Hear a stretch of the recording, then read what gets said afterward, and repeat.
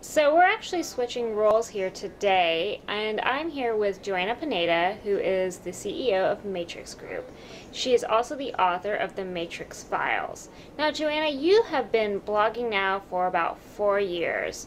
How do you keep the ideas from going? I know a lot of people struggle with it on a weekly basis, but you always come up with some fabulous posts. I hear that from clients actually who have a blog, have been blogging for several years, and they say, gosh, sometimes I just run out of ideas. I don't know what I can blog about. And for me, it's about paying attention to what my customers are asking me about, paying attention to what is being discussed out in the blogosphere. I read a lot of news articles, but I also spend a lot of time talking to the project managers, and they'll say, this is something that we need to get out to our clients or to our prospects. Then I've got ready-made blog posts. As a CEO, why should you be blogging? Why should CEOs be blogging? I think that's a really good question. When we first, launched the Matrix Files, we did it to establish the agency as a thought leader, and we said let's make ourselves kind of known out there in the industry as an organization that's putting out thoughtful pieces about what's happening on the web. In practice, it's been really a tremendous way to connect with customers, to educate customers and prospects. It's been a great way to kind of achieve consensus on certain things within the staff, and then I'll blog about it. It's also been great for search engine optimization. It's been great for lead generation. And then I know that a particular blog post has been successful when I'll hear from a client that they learned something from a particular blog post. So that's why I think it's important. And what are your tips? If you're new to blogging, or if you've been blogging for a while, my number one tip is to have a specific set of topics or themes or messages that you want to blog about on a regular basis.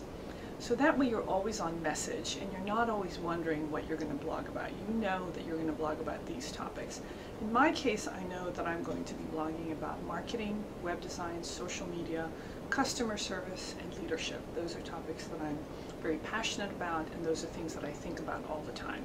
So as I come across an article, as something happens during a meeting, I'll say, oh, I should blog about that. It's related to one of my key themes. The second thing is to set up a schedule. Whenever possible, I try and set up a schedule 4 or 5 weeks in advance. I do this with the team. We'll brainstorm ideas. And that way, on Wednesday nights, typically when I'm posting the blog post, I'm not sitting at home wondering what I'm going to blog about. We've got some pre-established themes and topics. Now, if something hits, then obviously the calendar gets put aside for a week, and I'll blog about something that's very timely. But in general, the posts are meant to be fairly timeless and kind of thought-provoking, so it doesn't really matter if I blog 2 weeks in advance, 4 weeks in advance. And then the third thing is to look at your analytics.